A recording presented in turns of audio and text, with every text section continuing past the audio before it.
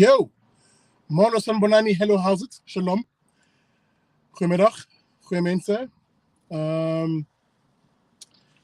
Welcome to it, man. Welcome to vlog 90. Yo, there's been 90 of these things. Yo, that's crazy.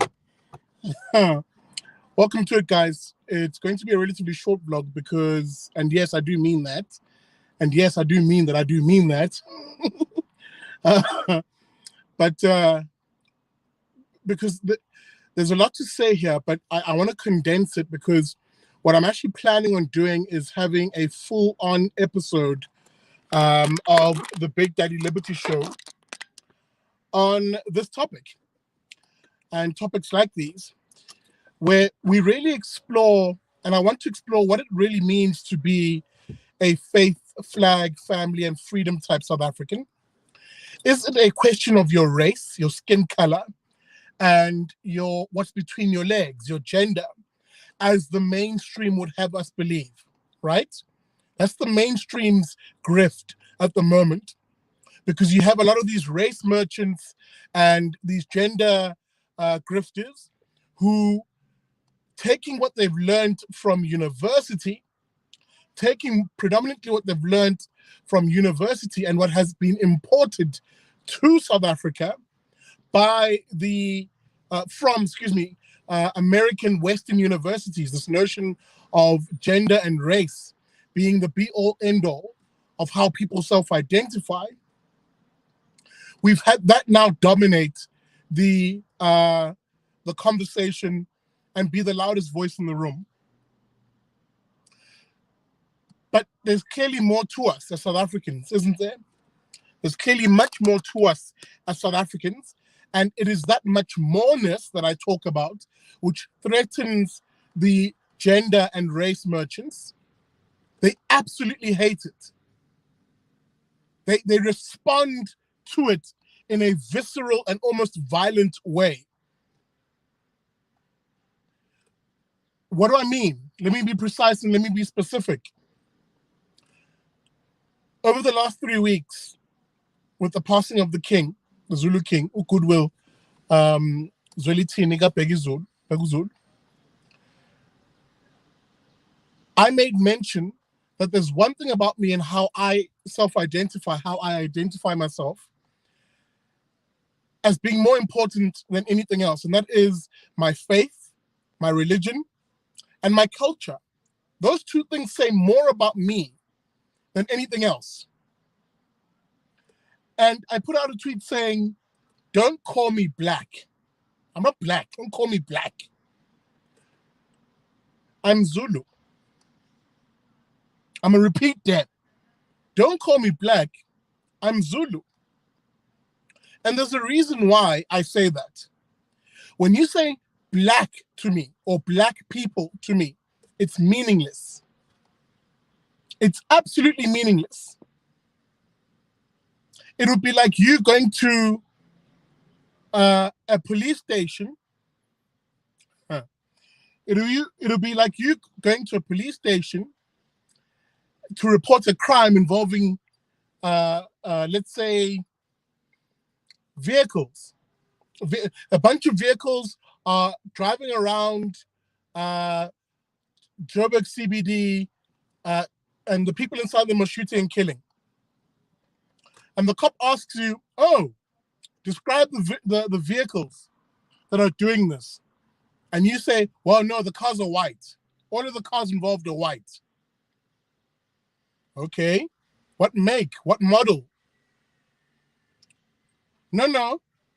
Don't worry about that. Just white, they'll say. You'll quickly understand in that context how that description is completely useless. Completely useless to a police officer,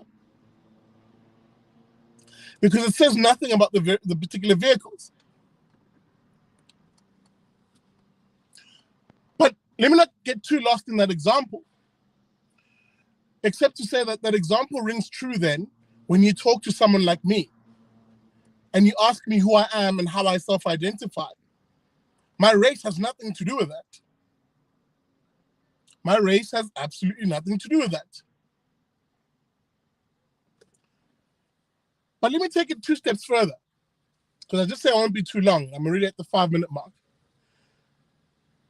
What has become patently clear, as I argued earlier, that the people who like using race and gender to mobilize in their political sphere, the people who like using the gender, and the race to do this because their whole intention is to create a society of victims and oppressors.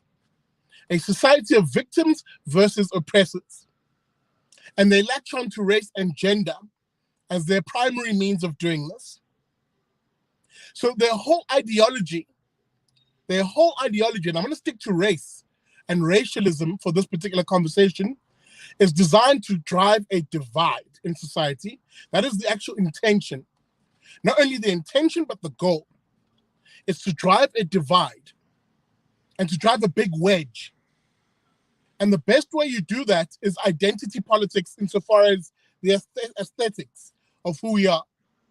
Because if I look in a room full of people and I see some have a brown hue, others have a more white hue, or blah, blah, blah, it is very easy to then mobilize people along those lines in order to drive an agenda of hate. And that's why when you listen to their language, when you listen to what they talk about, everything is viewed through the lens of racialism. And the underlying context is that this race group should be distrustful of that race group, or that race group inherently hates that race group. The whole genesis of why they use race is to drive a message of hate. That is why someone who disassociates from racialism and argues that actually identity is more a function of the individual value systems and our structures, our institutions, the family, community, and our culture, oh, they're going to hate you. Oh my goodness, they are going to hate you. How dare you suggest that, a white person is not a supremacist and inherently racist and, blah, blah, blah, blah. How dare you suggest that they're having English values, the English language, a two-parent household, i.e. the institution of family, or any other thing that really makes them who they are? How dare you suggest those things are more important than race? They'll tell you.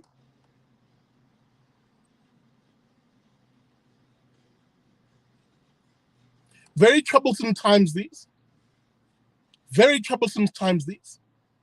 Because the loudest voices in the room, the mainstream media, the political elites, the academic, woke academia, and effectively the entertainment industry, that crooked coalition,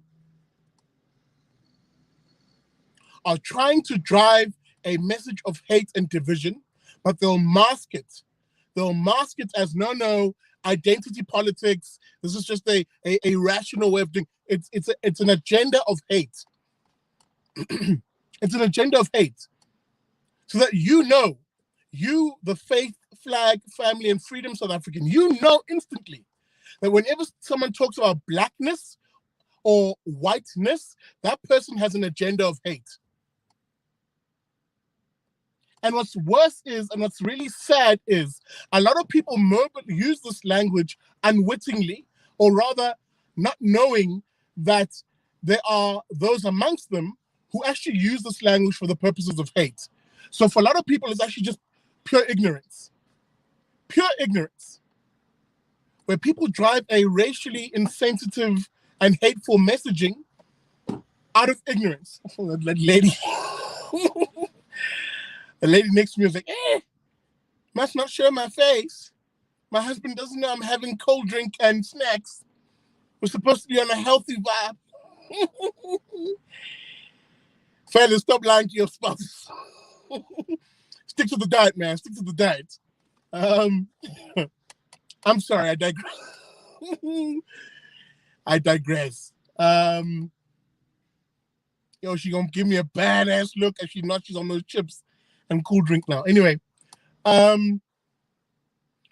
be very skeptical of people who resort to race and racialism, because they do so for two reasons. One, ignorance, absolute ignorance of the real motive behind it, the motive of hate, division, and creating exclusion in society, or they do it knowing full well that their intention too is to drive that motive of exclusion, hate, and division in society.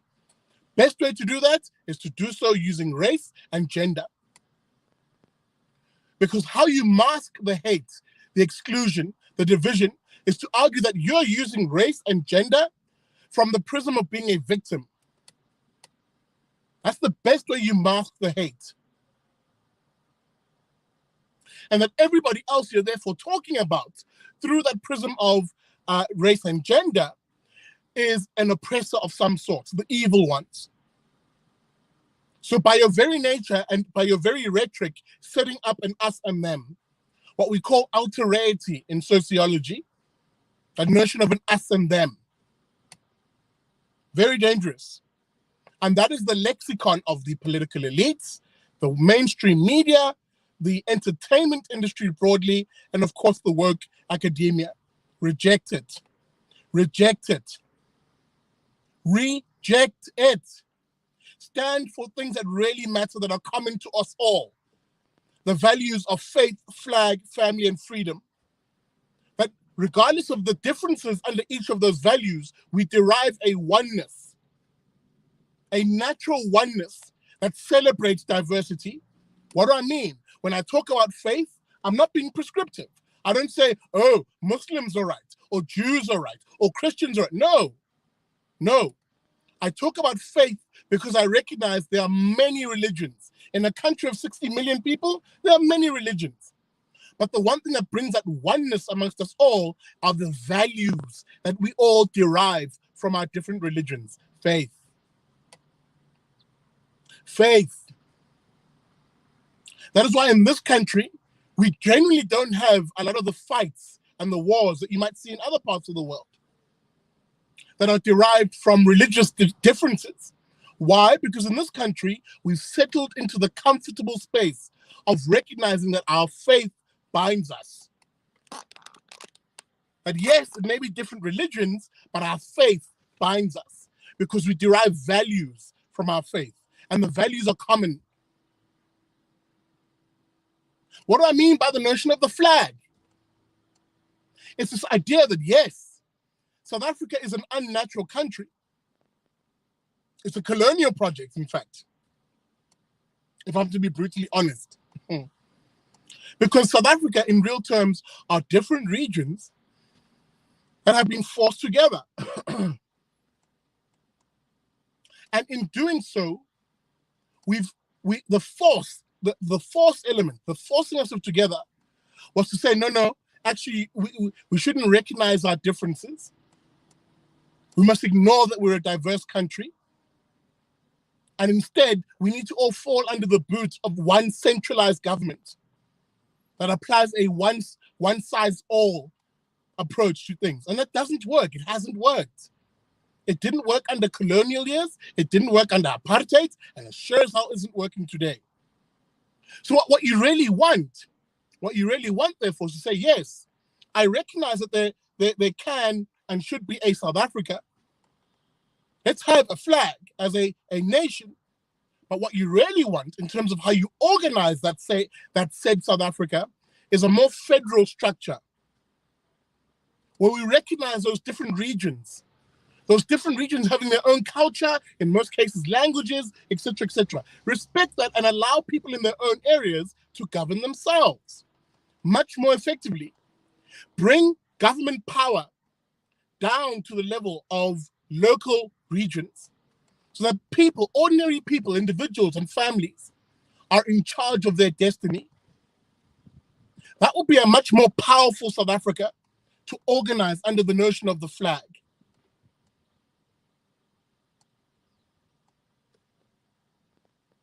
That's why I say my culture is more important to me, not my race.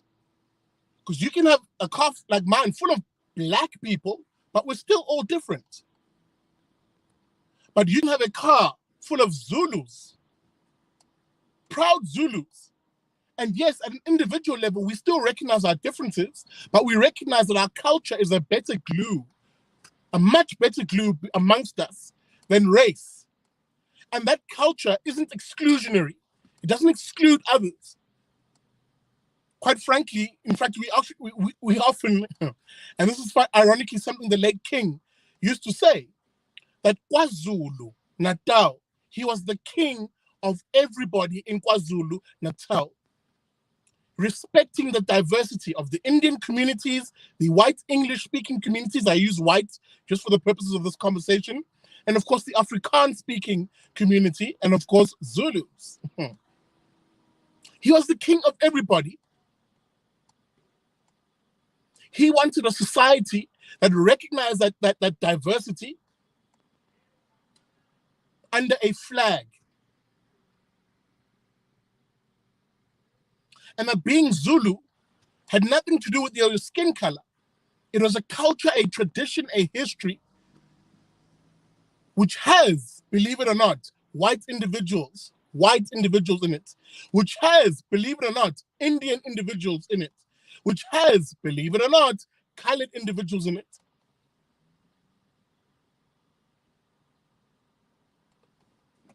That's why they're vilifying the Zulu king now in his passing, because he espoused a lot of the values that I talk about. Faith, flag, family, and freedom. Definitely wasn't hung up on the notion of race. Definitely wasn't hung up. But I digress. Let me bring it back to my point and conclude. So that for me, culture is more important. Culture is more important because it recognizes the individuals in it. It recognizes that we're individuals and that we share something amongst us voluntarily. It doesn't force anything on anybody. It doesn't exclude or seek to exclude anybody. It actually says, you know what? Here's this culture, and I speak about Zulus only because I'm Zulu and I can speak with authority on this. Because when you had someone like Johnny Clegg, an artist, perform traditional Zulu music, nobody said, oh, how dare this white guy, blah, blah, blah, blah, blah. Who does he think he is? He's not Zulu, blah, blah, blah. No, he was called a white Zulu. Why? Because culture seeks to embrace those who recognize it. You respect the culture, you can be a part of it. It's as simple as that. That's that voluntary nature of it, which is why I always argue, I'll always defend my cultural beliefs, traditions, and values over race. Race seeks to exclude by its very nature. It seeks to exclude and create camps.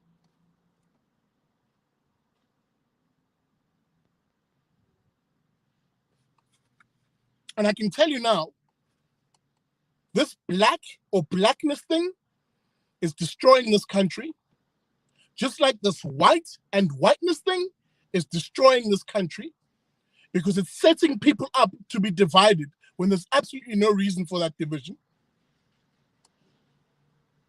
And that's why you'll see, especially in my comment section on my various platforms, the defenders of blackness and the defenders of whiteness absolutely hate it when people are brought together by other forces, which are actually more meaningful to us, like culture.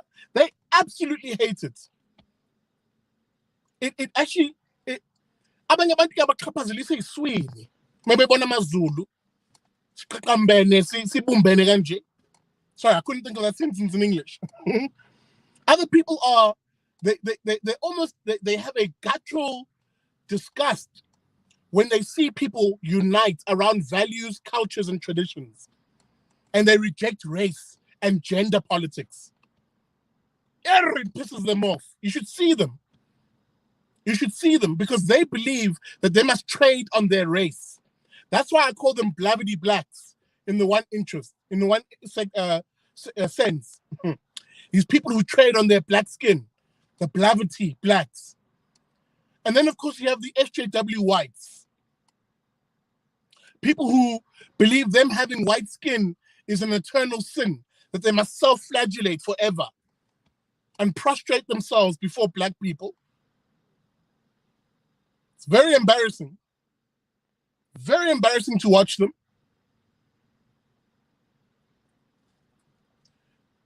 Because they're the ones who drive that hatred in the country.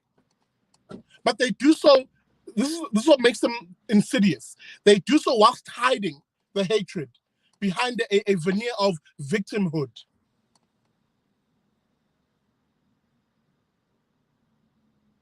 Very dangerous.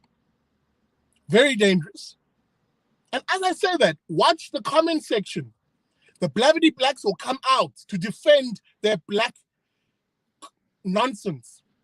And equally, the SJW whites will come out to defend that white nonsense.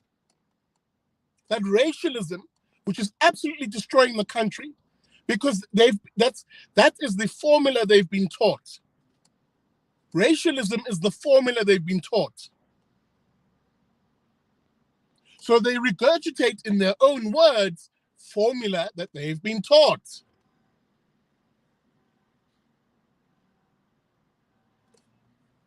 So yes, whenever you hear people talk about blackness or whiteness, those are the people who are driving an ideology of hate in our politics.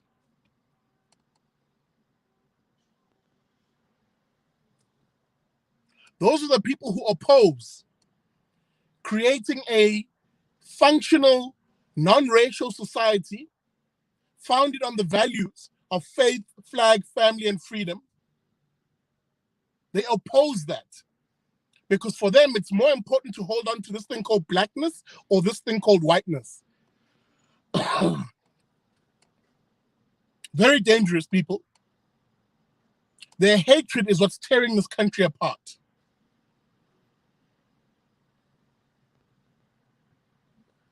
It is that same hatred which you found amongst the political elites in colonial days, colonialism. It is that same hatred which you found amongst the political elites under the Afrikaner, or I shouldn't say Afrikaner because technically they misappropriated Afrikanerdom, but they drove a notion, a very dangerous notion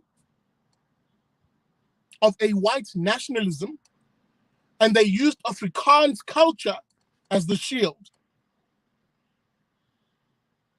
That's why I sometimes see Afrikaans people today trying to defend apartheid and blah, blah. I'm like, don't do that. Don't do that. You got dribbled. You got dribbled by a political elite under apartheid who used Afrikaans culture as a shield for their white supremacist notions. Separate Afrikanerdom from apartheid. Because you're seeing it today bring itself back under this current ANC regime, who are pushing a black supremacism under the veneer of caring about black people or trying to fix the victimology of being black. So they sell you a racist ideology, a racist notion through the prism of a victimhood. Apartheid did the same thing. It appropriated Afrikaans, the Afrikaans culture and people's, sorry, let me take 2 steps back because I want to actually flesh this up properly. What apartheid did really well, and what the political elites under apartheid did really well, is that they appropriated Afrikaans culture and the pain that it had gone through under colonial rule, especially after the Anglo-Boer War, the South African War. They appropriated that same Afrikanerdom, if you will, to push their white supremacist policies, but use Afrikaans culture as the shield. So that if you were criticizing their white policy, their white nationalist policies, they would argue, no, you're actually criticizing Afrikanerdom, which had already been victimized by the colonial powers. So they did exactly then what the ANC is doing today, which is if you criticize the ANC with their socialism and their communism, they say, oh, no, how dare you criticize black people and blackness, which they use as the veneer for their true hatred.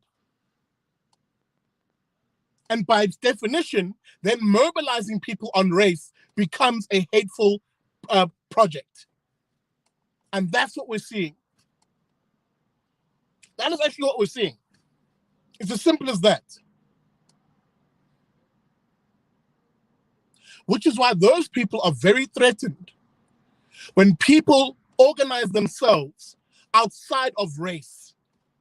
When Afrikaans culture started organizing itself outside of race and politics, it was very threatening to the political elites of apartheid. Equally, when so-called black people organize themselves along cultural or religious, but primarily cultural lines, and they abandon this notion of black and blackness, it's very threatening to the ANC, who so far have used race to mobilize people.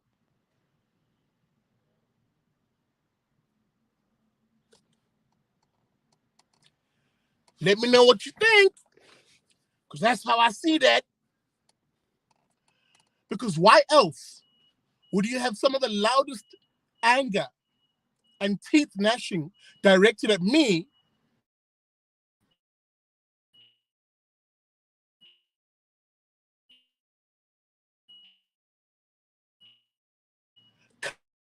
come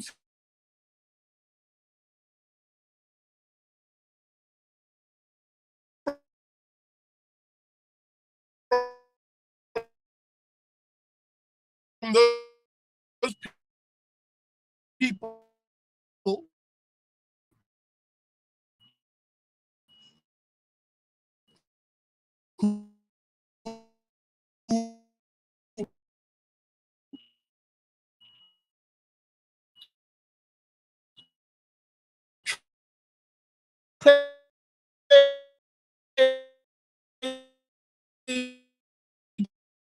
on race.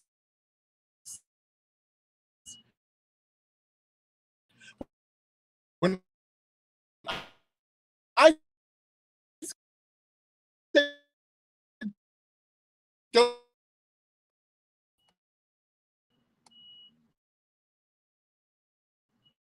do you want to be a fake flag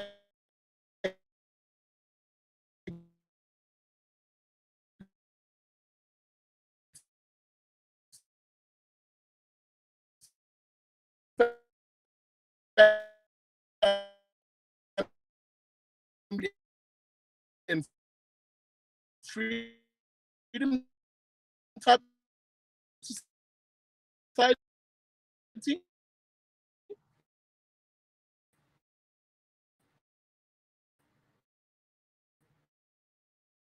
Or do you want to be a society of blacks, that's white?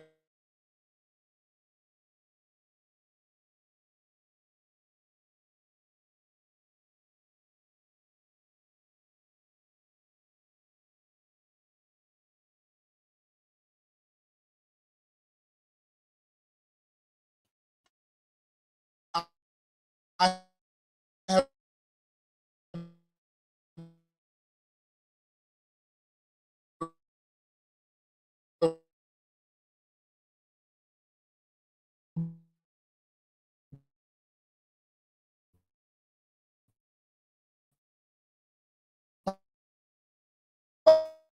offering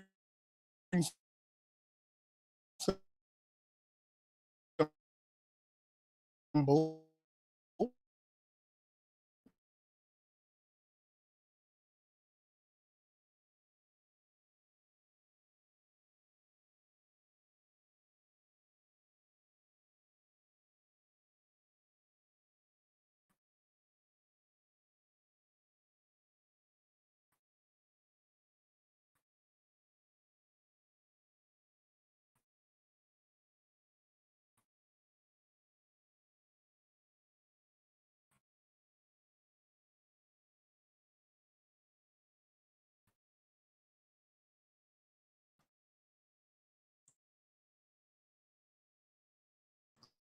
there you go, I'm back.